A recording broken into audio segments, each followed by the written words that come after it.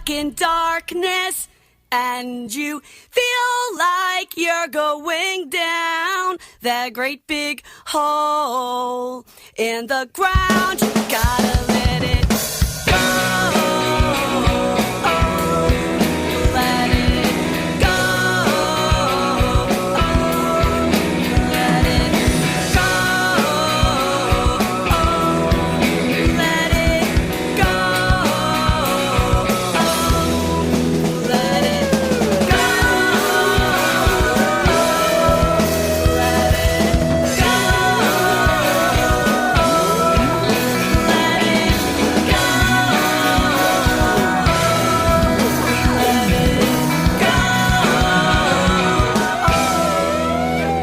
Welcome back, my night outers. This is DJ Psycho Eddie. You just listened to Nauseous by the Nymphadels. In studio today we have Davey Moore. Davey, how you doing? I am well, thank you. What's going on? You don't have to prompt me a lot. Okay. I'm terrible at radio. Well, let me clarify that. Not just what's going on. Tell us, I know you've got a lot of stuff going on right now, but before we get on to what's going on in the future, how did you even get started in music? My father played drums, so that was like my first instrument going back. I mean, as a little kid, I always had a drum kit and had plenty of basement bands, bands that like never made it out of the basement. Kind of grew up in like the metal hardcore stuff. And then like the first band I started gigging in was a punk rock band called Claude Hobbs. Then metal band called Fall from Grace. We played like the Living Room, Club Baby Head, all that stuff. Yep. So then I went off to college and always had an acoustic on me and met Mark Sharon and we started Satellites Fall. Cool. So Satellites Fall, for me, the whole point of it was something completely different than what I grew up doing. Now, you and I do have similar backgrounds. I also have that punk rock background. I also have... I've never played the instrument, but I've always followed these types of music. So I can not always get along with them, but I can see the music and how it's structured. However, if I picked up an instrument, it would sound like you just flushed a toilet. It's kind of like me. Don't worry. I'm pretty mediocre at everything I do. Oh, come on. Well, that brings up the other question. Midday Records and the Midday Social. How did that get started?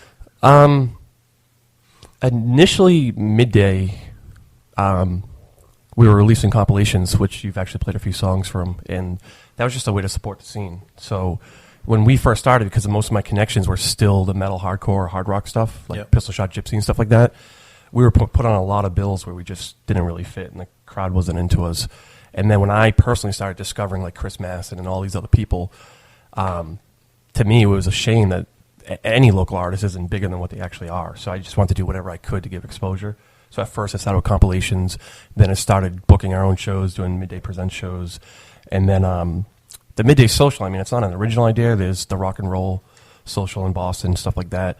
It was just taking that concept and bringing it to Providence, of putting as many opportunities in one room we can for local artists. So promoters, venue owners, radio stations, music journalists, keeping it free, all ages, open to all genres, trying to add value with the panel, trying to, have acoustic acts, just exposure for those local artists, but also allowing the band showing up to play their music over the house system, stuff like that. So it just grew. It just kept growing. To the point now, Midday isn't just, it was me and Mark, and now we have Eric and Nate and a bunch of people. Yeah. So we're still doing the shows. Haven't done a compilation in a while, and the next social is coming up this Thursday.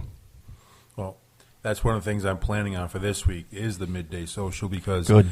I can't tell you, and this is just me doing shameless promotion of you. Thank you. The Midday Social has taken me from, I want to say, 3 or 4 gigs a year to last year I closed out at 42 gigs. Oh, wow. Good. So it is definitely, once you start networking, the people you make contacts with are definitely going to suggest you to other people. And that's why they're there. As long as you don't suck. Yep. If you suck, and you're not going to get the references. But if you're even mediocre and can kind of hold your own, people are definitely going to refer you out. And as soon as you say Midday Social, people are, oh, yeah, I've been meaning to go. So Good. For me, because we obviously a lot of work goes into the event. We don't make any money, or it's a free event. wait, people get paid to make music? Yeah, I wish. But one of the most rewarding things when you do this and you're in the scene, you take a lot of stuff for granted. Doing stuff like this, radio, other stations, some of the shows we get to play. I never forget what it feels like to be that band just starting, your first few shows out of the basement, and sitting back and just watching these younger bands get to talk to somebody from, some other station, hand their CD to them, knowing it might get played, booking a show with another promoter, and then hearing it afterwards, having a band come up to me being like, we heard ourselves on the radio after the social. Again, we start to take that for granted, but that's huge when you're trying to get out there. My whole thing with the music scene, A, I want Providence to come together. I want it to be an actual community. And B, it shouldn't be so hard for artists just getting out there. Well, it's already been proven. Some of the travel magazines have written about this, that for the music scene, Rhode Island is within the top 10, and if not the top 5, depending on which magazine you're reading and how much of an attitude or how much they had to drink.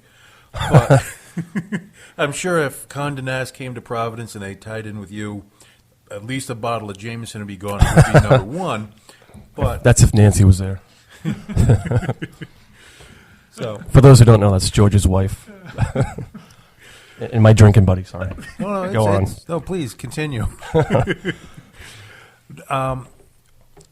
When we get a lot of the amount of talent that we have in Providence, it's amazing. It is absolutely mind-boggling. Mm-hmm. And then you have them where I work at Electric Boat, which is not a huge, center for talent, but that was Tony Jones. I'm sure the federal government loves to hear that QC department on our submarines.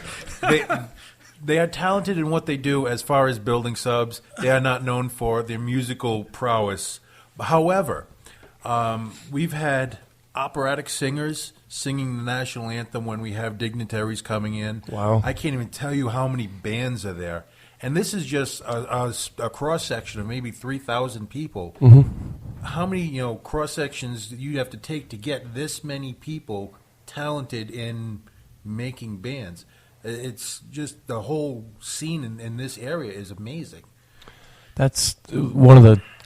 I'm obviously heavily involved in the scene, and I discover new artists every other day still. I go to a show, and I'm shocked that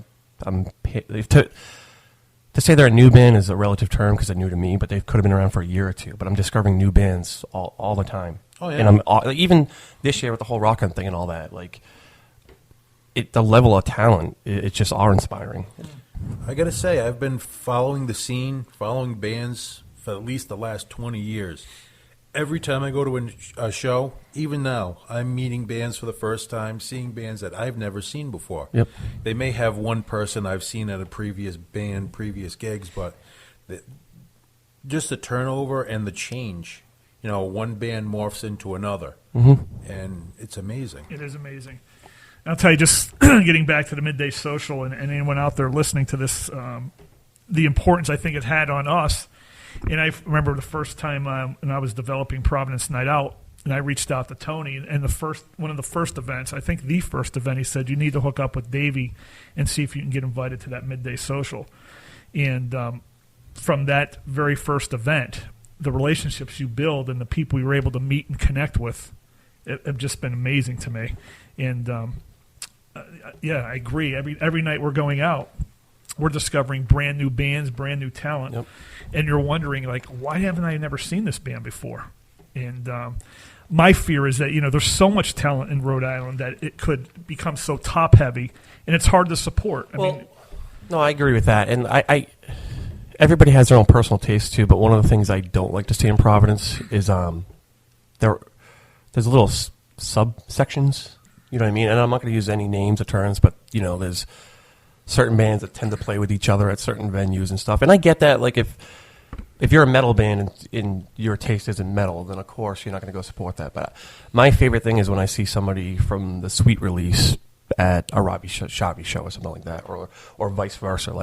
I like the entire scene coming together, and then all these new artists sort of getting infused. Right. So, I mean, to me, it's a never-ending just exploration of the local arts. It just like learn something new or discover a new band every other day. Even when you have someone like Ben from Most Dangerous Men, he's also in Awake in the East, which is a metal band. Yep. So he's crossing genres just in what he plays. Right. And you wouldn't even know it because his voice is so beautiful in Most Dangerous Men, and then he screams in the other band. I had the opportunity the other night to be on stage with him at one of the Just Insane productions, and he was absolutely amazing. When he started tearing into it, you would think he never did anything but scream. Yeah. I booked their first reunion show at the Spot, and I was shocked. I knew he had another project, and I guess we were together a while ago, and then they were coming back, and I didn't expect that to come out of him. And he jumps around and gets all hardcore metal. Well, why don't we take a break here? We'll cover a little bit more about what's going on with the upcoming Midday Social. We'll talk more about local bands, and who knows? Maybe we'll have a surprise. Maybe we won't. But you're listening to My Night Out Radio on Rhode Island Free Radio. By the way, if you want to get on My Night Out Radio, send us an email, mynightoutradio@verizon.net. You can check us out on Facebook, on Twitter. You can also check out My Night Out RI and check out some of the bands and places we've been going. We're going to head on out with Vulgarity, Wheel of Fortune.